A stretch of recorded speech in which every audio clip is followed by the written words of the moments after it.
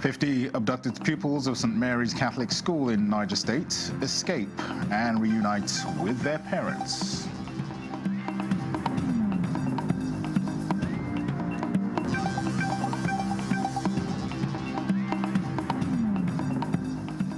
Nigeria and United States forge plans to combat terrorist groups.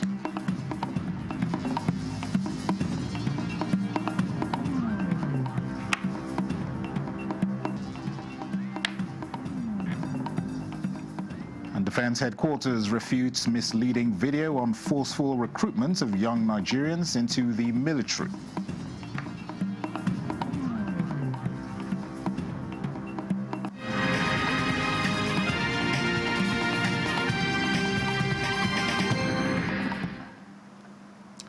Hello and welcome to the news desk at 6 on NTA News 24. We're live in Abuja. I am Dennis Adegunloye. We'll begin on a somewhat positive development. 50 pupils from the St. Mary's Catholic School, Papiri, Agwara local government area have escaped and reunited with their parents. A statement from the Niger State Police Command, signed by its Public Relations Officer, SB Wasiu Abiodun, indicates that aside the 50 pupils that escaped and have now returned home, 253 children, including 12 teachers, are still with the abductors. The statement pleaded for calm as government intensifies efforts through various security agencies to rescue the remaining students, pupils, and their teachers still in captivity. And after many days of hard work by security forces and government representatives, Governor Abdulrahman Abdulrazak of Kwara State is excited to announce the freedom of 38 persons who were recently abducted in an attack on the Christ Apostolic Church, Eruku Ekiti local government area of Kwara State. The governor says this is wholly due to the hands-on approach of President Bola Tinubu, who has personally led the efforts to free the abductees. A statement by the Chief Press Secretary to the Governor, Rafiu Ajakaye, says the abductees were freed today, November 23rd. The Governor is immensely grateful to President Bola Tinubu for his direct initiative that made this happen. The President had postponed his scheduled trip for the G20 meeting in South Africa to attend to the breaches in Kwara and Kebbi states. He had also directed heightened security deployments to Kwara State in what underlined his firm commitment to the safety and well-being of Nigerians. And staying with security matters, the United States Secretary of War, Pete Hegseth, has met Nigeria's National Security Advisor, Nuhu Ribadu, at the Pentagon. In a press statement made available at the official website of the U.S. Government Department of War, the Assistant to the Secretary of War for Public Affairs and Senior Advisor Sean Parnell said both leaders discussed ways to make tangible progress on stopping violence against Christians in Nigeria and combating West African jihadist terrorist groups. Hegseth emphasized the need for Nigeria to demonstrate commitment and take both urgent and enduring action to stop violence against Christians, and conveyed the department's desire to work with Nigeria to deter and degrade terrorists. In the meantime, the Defense Headquarters has refuted a circulating video depicting a mischievously cloned image of the Chief of Defense Staff, General Olufemi Oluyede, on alleged intent of the military to forcefully recruit young Nigerians from the age of 18 into the military against their will.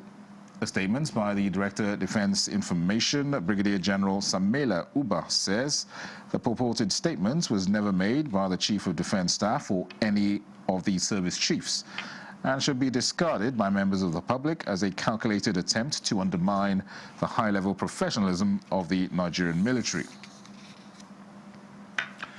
And the Lagos State Police Command has reiterated in readiness to unleash crime detection initiatives aimed at proactively nipping organized crimes in the bud in any part of the metropolis.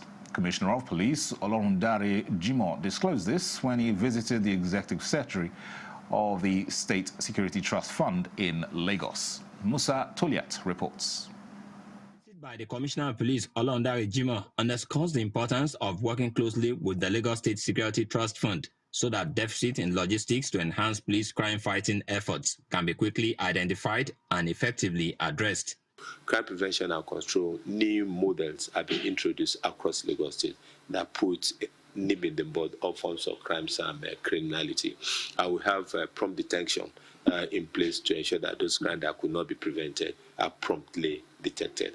And it is in this area of detection of crime that we'll still be needing your support in the new area as we open a new leaf, as you are coming on board, because any who would be criminal or any suspect that know that's going to be promptly arrested will not contemplate committing such a crime. Executive Secretary, Lagos State Security Trust Fund, Dr. Ayodele Ogunsan, reassures the Commissioner of Police that the fund will improve response infrastructure and activate rapid funding mechanisms for critical equipment for the police command. I've had the opportunity of speaking to the governor on 2 occasions about you, and he said, forget police command. So I was trying to look at him and say, what's the meaning of that? Is it that they are bad people or they are not people he wants to think about? Then I asked him directly, and I told you, CP sir, he said to me very clearly, he said, with that man there, I don't get myself worried. And that, to me, is a big testimony. Sir, thank you for all you do. And I want to assure you, sir, that under my own leadership as well, I will support those initiatives of yours that will promote and foster, very productive outcomes that will make the relationship between the police and the residents that we serve more enjoyable. Discussions between both agencies also include effective security during the Yuletide, when Nigerians in diaspora and within converged on Lagos for vibrant celebrations. In Lagos, Musa Toliat, NTA News. And in Benue State, the police command says it has burst a criminal hideout and recovered stolen motorcycles and a firearm. A statement by the command's public relations officer, DSP Edet Udeme, indicates that the police raid followed a distress call regarding a reported stolen motorcycle tracked to a compound along George Akume Way, Makurdi. Upon entry into the premises, the police cited 11 suspected stolen motorcycles, 47 motorcycle seats, fuel tanks, criminal charms, 3 mattresses, 1 single-barrel firearm, and other items. 2 suspects escaped but were captured by members of the public and lynched before the arrival of the police. They were later confirmed dead at a medical facility. Elsewhere, the Lagos State Police Command says its attention has been drawn to media reports and a television interview alleging that the Lagos State Commissioner of Police defied a court order on the Nest Oil premises. The command described the claims as untrue and a misrepresentation of facts capable of misleading the public. Statements by the command's public relations officer, SP Abimbola Adibisi, says the Commissioner of Police remains committed to upholding the laws of the land and is obligated to comply with all court orders. The statement explains that the command received a court order regarding the Nest Oil premises on 20th November 2025, which was immediately forwarded to the police legal department for verification. Confirmation of the order's authenticity was received on the evening of 21st November 2025, after which all police personnel were promptly withdrawn from the premises in full compliance with the directive. The police command further clarified that the Commissioner of Police never visited the Nest Oil premises on 20th or 21st November 2025. It stressed that the police only provided protection to court sheriffs during enforcement of court orders and maintained peace throughout the process, adding that at no time did the police obstruct or interfere with the execution of the court's directive. To other news now, advocates for gender inclusion have renewed calls for the passage of the Women's Reserved Seats Bill, saying the law is crucial to boosting representation in governance and strengthening the fight against gender-based violence. This dominated conversations at the Women of Words 2025 All Creative Hub, organized in Abuja by the Gender Strategy Advancement International, with the theme Unreserved for Reserved Seats. the role of women in policy making towards ending gender-based violence. Joseph Otsen reports. We get to wrong people for political power if you help us. Advocacy for reserved seats for women in the Nigerian legislature has been ongoing for many years as part of a broader push for gender inclusion in politics. The move intensified last year after the Deputy Speaker Benjamin Kalu and 12 other members of the House of Representatives reintroduced the bill. Advocating for the special seats. Today, gender inclusion advocates like Adora, Sydney Jack are amplifying their voices. A thrives where women's voices are weak, where representation is thin, where policies are blind to the realities women live every day. And so this is why for all of us working the journey, advocating for the special seats, the reserved seats for women's bill, it is not a political proposal, it is a lifeline. Look at those cultural and structural barriers that keep women away from participating. And part of why this is ingrained is that we have seen politics. Our politics generally is exclusionary.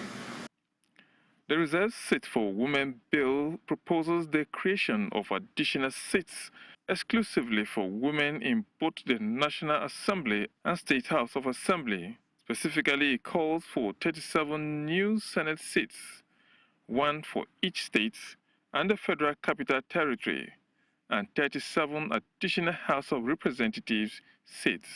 To build a Nigeria where women are not guests in policy making, where they are the architects, where women do not wait for invitations to leadership, but they occupy and transform the seats. Nigeria will be stronger, safer, and more inclusive when more women contribute directly to shaping our laws and public institutions. Advocates like Adora believe the law is crucial to boosting representation in governance and strengthening the fight against gender-based violence. In Abuja, Joseph Otsen, NTA News. This is the news desk at 6 on NTA News 24. More reports in a moment. Stay with us. Sale of the year is here.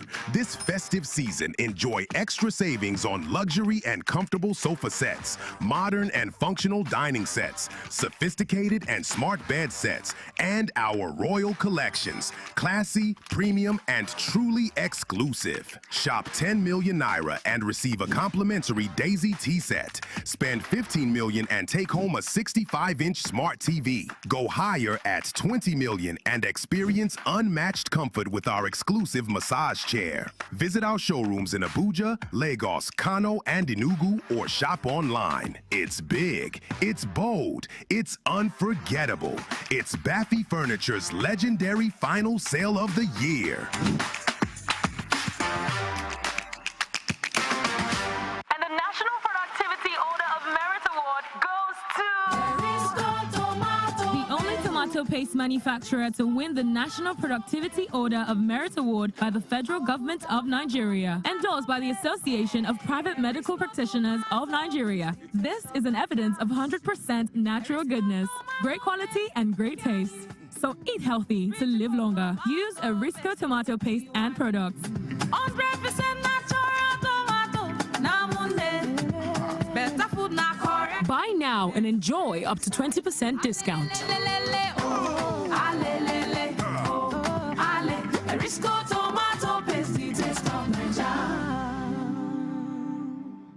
This is NTA News 24. Welcome back. The boiled child deserves not just mentorship opportunities, affirmation and direction, but also a future shaped with intention.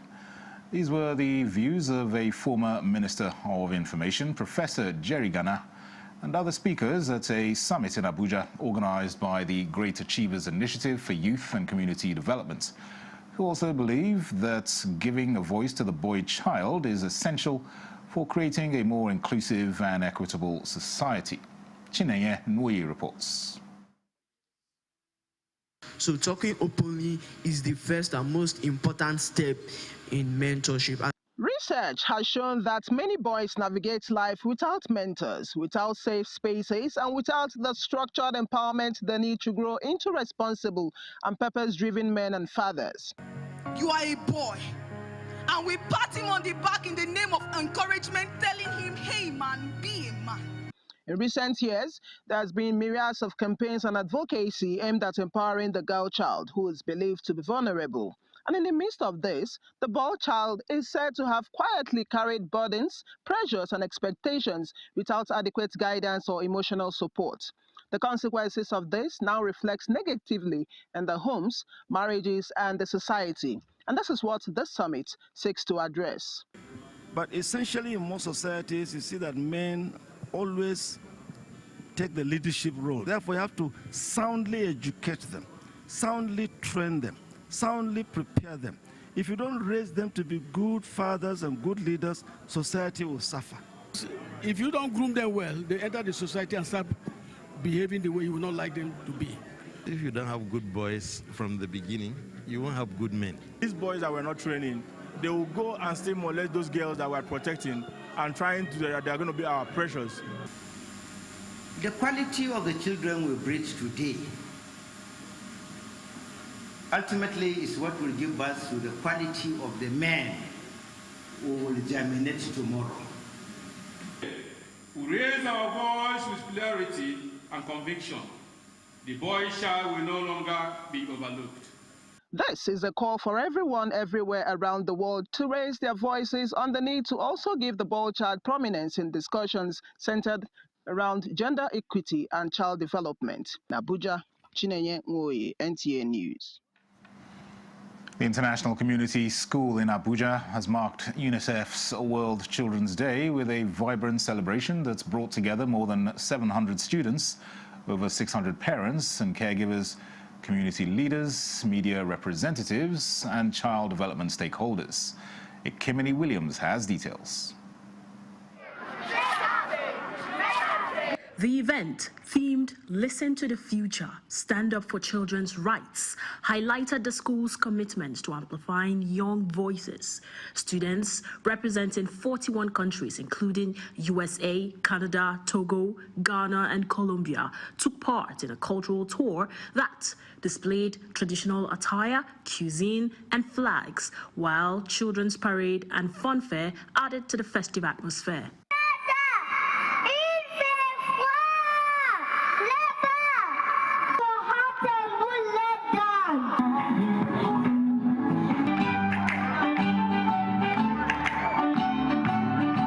School's proprietor praised the day as a powerful reminder that every child deserves to be heard and protected, echoing UNICEF's global message that World Children's Day is a day of action for children by children advocating for their rights. And every family needs this, atmosphere of celebration, conviviality.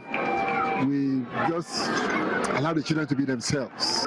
We don't know what's in them until they speak out. And they are always amazing us. They understand more than we think. They know more than they perceive.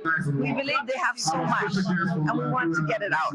Parents and community leaders used the occasion to reaffirm their support for child empowerment initiatives. International Children's Day is to bring together all the different cultures that we have in the world. It educates the children about the diversity, that we have in the world, on the planet. It brings inclusion. What better way to prepare them to understand that it's a global village, we are diverse, but there has to be unity in that diversity. The celebration concluded with a pledge to continue fostering inclusive spaces where children can express their dreams and influence positive change. In Abuja, Kimini Williams, NTA News. This is the news desk at 6 on NTA News 24. Here's a recap of our top stories. 50 abducted pupils of St. Mary's Catholic School in Niger State escape and reunite with their parents. Nigeria and United States forge plans to combat terrorist groups. And Defense Headquarters refutes misleading video on forceful recruitment of young Nigerians into the military.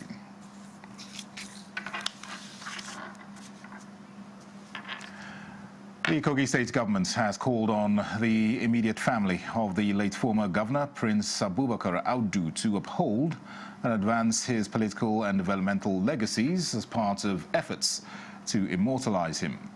This appeal was made during the 10th year memorial prayer held in his honor. Solomon Ayedini reports.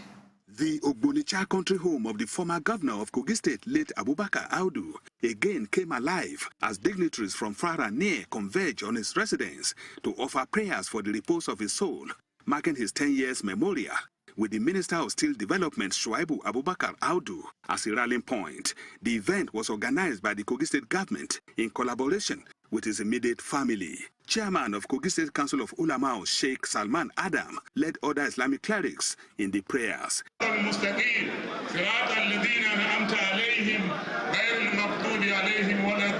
Minister of Steel Development Shuaibu Abubakar Audu described his late father as a political icon with indelible legacies in the political landscape and infrastructural development in Kogi State. He commends the state government for the honor done his late father.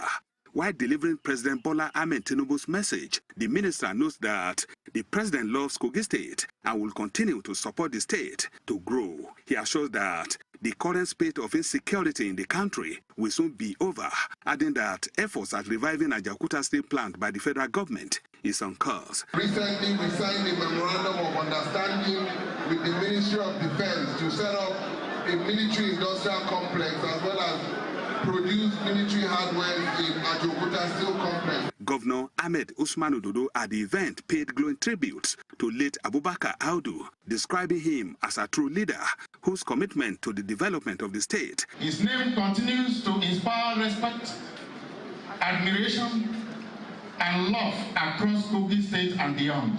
He was prepared for the job of governorship in Kogi State, and you can testify to that with what happened during his first tenure. He showed care for his people. It could have been difficult for everyone to gather here today. High point at the event was the prayer session at the late Abubakar Audu's permanent resting place. The former governor of Kogi State, Abubakar Audu, died on the 22nd of November 2015 at the age of 68. Solomon Ayedini, NTA News. The Nigerian Institute of Quantity Surveyors is setting strategic priorities to correct observed anomalies in Nigeria's infrastructural development. This was during its 2025 biennial conference to deliberate on critical issues for greater professional achievements in the years ahead. Tokbe Alabi reports. It's been years of renewed commitment and shared goals by the Nigerian Institute of Quantity Surveyors, founded in 1969 by a group of UK-trained Nigerians. The Institute's 31st biennial conference and the call to rebuild Nigeria resonates, focusing on creating pathways to enduring prosperity and social inclusion, with the theme Rebuilding Nigeria, Enhancing National Development through Fiscal Reforms, Infrastructure Planning, and the New Governance Imperative. There's a lot of confidence on the reforms. The last leg that we need to connect is how those reforms translate into the lives of average Nigerians, and that's the work that we all need to do. We are navigating a period of economic transition where fiscal reforms are accelerating, infrastructure needs are also rising, and the Nigerians expect stronger transparency and better value for public funds. Rebuilding Nigeria is not just a policy agenda, it is a moral duty. It requires collaboration, bold thinking, and unwavering integrity. And to drive the new narratives, the Institute inaugurated its 28th President, Dr. Aminu Muhammad Bashir, along with Bamidele Mafimidiwo as deputy, among others, with a view to herald innovative ideas that will strengthen foundations and transformative progress. The charge before this National Executive Council is to develop a coordinated advocacy, collaboration, and marketing strategies to deliver affordable, safe, and enduring infrastructures across the country. We must enrich our capacities in new subject areas and sector-specific highways, in areas areas of mechanical, electrical, HVAC systems, railways, marine and coastal works. Using this conference to call on government, come back, we want to work with you.